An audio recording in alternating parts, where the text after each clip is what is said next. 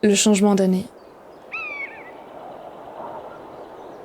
Cette période éreintante dans laquelle nous serions supposés faire l'état d'une année complète d'existence,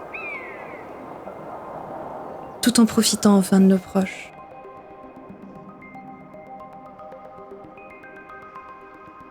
Sacré challenge, n'est-ce pas? Pour clôturer 2022, j'ai eu la chance de garder la maison d'amis à la montagne. Devant veiller sur les animaux présents et pouvant librement recevoir ma famille pour les fêtes. Et dans ce lieu paradisiaque, en tant que photographe et réalisatrice animalière, j'avais espéré vivre une véritable retraite créative. Ode à la réflexion, jouissance du vivant. Néanmoins, dans la tumulte des événements sociaux, sortir ma caméra quotidiennement fut un sacré défi. Mais alors, comment parvenir à profiter de ses proches tout en profitant de soi-même ?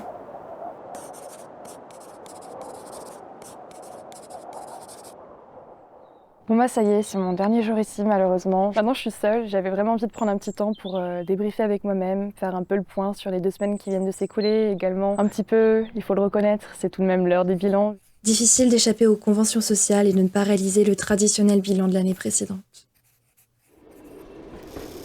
Pour moi, 2022 fut une année complexe, qui s'est entamée avec beaucoup de difficultés, s'est malheureusement composée de pas mal de larmes, mais aussi d'espoir. J'ai vraiment passé des mois à l'arrêt parce que c'était la première fois après des années d'instabilité frénétique que je pouvais enfin souffler. Tout le long de 2022, j'ai par exemple beaucoup pu me culpabiliser de ce temps lent dans lequel j'ai vécu parce que j'en avais besoin. Et aujourd'hui, je suis super heureuse de m'être donné ce temps-là, que je suis super reconnaissante envers moi-même d'avoir pu faire preuve de bienveillance et de patience à l'égard de ma santé mentale et d'avoir pris le temps dont j'avais besoin pour me recentrer. Certes, il m'a fallu des mois avant de réussir à prendre quelques décisions majeures, comme celle d'enfin déménager ou de passer le permis. Mais je suis fière de moi. Fière d'être allée à contre-courant et de m'être autorisé ce temps lent pour prendre soin de moi et de m'être offerte cette possibilité de vivre dans un lieu qui me plaît et m'inspire quotidiennement. Je suis juste super heureuse de commencer cette nouvelle année dans un si beau cadre et surtout à la montagne parce que c'est la dernière grande décision que j'ai pu prendre dans ma vie, ce déménagement enfin. J'ai enfin changé de région. Alors pour d'autant plus renforcer ce sentiment de renouveau, de changement, j'étais heureuse de pouvoir me plonger dans un cadre qui n'était pas le mien, avec des responsabilités qui m'encourageaient à sortir quotidiennement.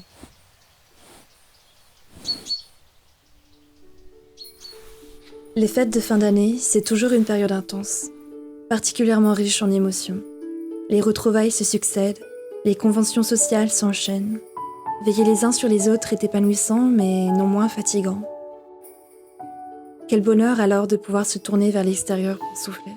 Vraiment être ici, c'était comme une petite parenthèse de magie et c'était un vrai bonheur que d'entreprendre des petites choses, de rien du tout, mais des petites activités, des petites tâches quotidiennes, constamment à l'extérieur, se lever tous les matins en sachant que dès le lever du soleil, dès le premier rayon de soleil, après en avoir profité parce que c'est toujours un magnifique spectacle ici, eh bien il y a des êtres qui attendent de nous qu'on s'occupe d'eux. Ça me fait toujours un bien fou d'avoir des petites tâches manuelles qui impliquent le vivant.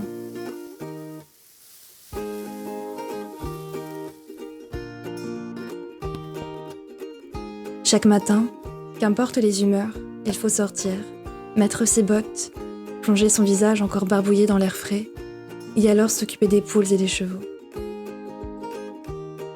Les petits efforts physiques que certains devoirs peuvent demander m'aident à prendre du recul sur mes pensées, à apaiser mon être.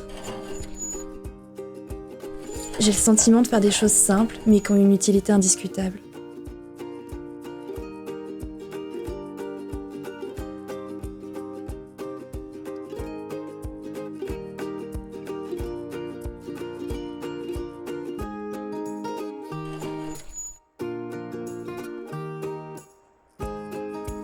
Et qui plus est lorsqu'il s'agit de s'occuper d'animaux qui dépendent en quelque sorte de moi. Et moi aussi, plus que jamais, j'ai besoin d'eux pour me sentir bien.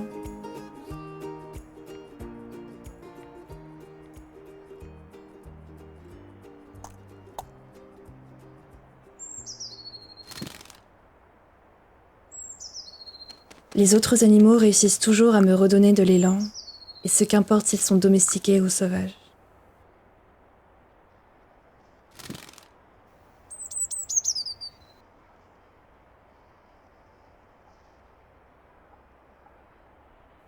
Et justement, un de mes objectifs en tant que réalisatrice animalière en venant ici, c'était d'apercevoir un petit oiseau des rivières montagnardes, le cincle plongeur. Je savais qu'il y avait un cours d'eau rapide, propice à son observation, pas trop loin, et non sans difficulté, j'ai tout de même réussi à trouver un moment pour m'y échapper. À proximité d'un cours d'eau, tous les autres sons extérieurs s'effacent, et rapidement, les pensées se taisent pour essayer de décoder les chants des oiseaux. Ne connaissant pas encore son cri, c'était une surprise de l'entendre pour la première fois. Et j'ai ainsi eu la chance de passer une fin d'après-midi aux côtés de plusieurs individus. Le cincle, c'est un petit passereau qui se nourrit en plongeant dans l'eau, pour y attraper des petits crustacés, des poissons.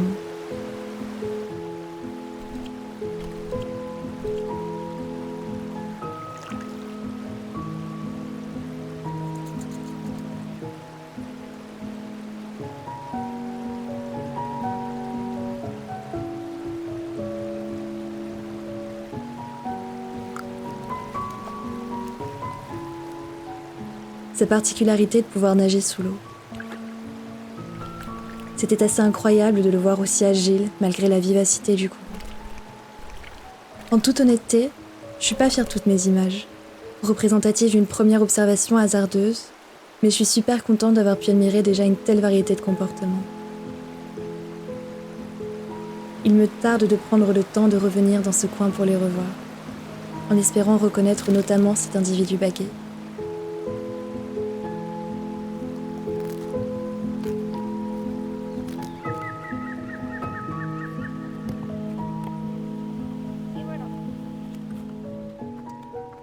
Pendant les derniers jours de ce séjour, j'ai pu beaucoup réfléchir, j'ai pu beaucoup penser. Le calme et le cadre m'ont vraiment aidé à me recentrer un petit peu sur moi-même, sur mes souhaits. Ça me fait vraiment juste me sentir au bon endroit, au bon moment. Je sens que j'ai pris une bonne décision en m'installant dans la région, que là je suis face à un début de chemin à la montagne qui va me faire beaucoup de bien et qui va vraiment m'aider à me relancer dans mes projets, dans ma créativité, dans mes rêves de voyage.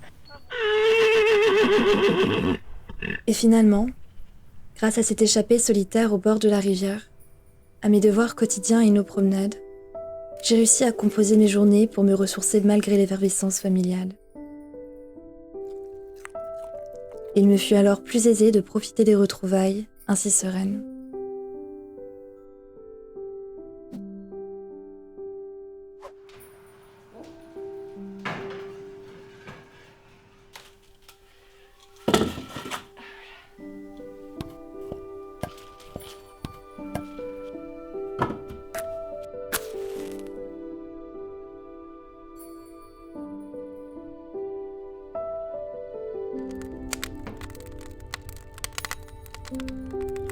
Et si je devais avoir un objectif pour 2023, ça se résumerait en un seul mot, oser. Je trouve qu'il se décline en tout un tas d'expressions dans lesquelles je me retrouve énormément, que ce soit dans mes aspirations, dans mes rêves ou autres. Oser sortir de sa zone de confort, oser repousser ses limites, oser affronter ses peurs, oser être soi-même. Et puis en tout cas, la première chose qu'on va oser, c'est enfin lancer cette fameuse chaîne YouTube que j'ai toujours rêvé d'ouvrir. Donc je suis super contente d'avoir réalisé cette petite vidéo durant mon séjour ici. Et j'espère vraiment que mes propos ou mon regard sur le vivant, sur le monde, par mon travail photographique, saura trouver résonance chez d'autres personnes.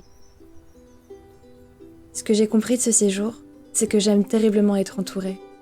Partager des événements de vie à plusieurs, s'émerveiller et s'inspirer ensemble. Mais pour dompter le brouhaha de mes pensées, il me faudra toujours quitter celui des gens autour de moi. Et c'est là que le vivant et l'extérieur s'incarnent comme mes éternels relais d'énergie.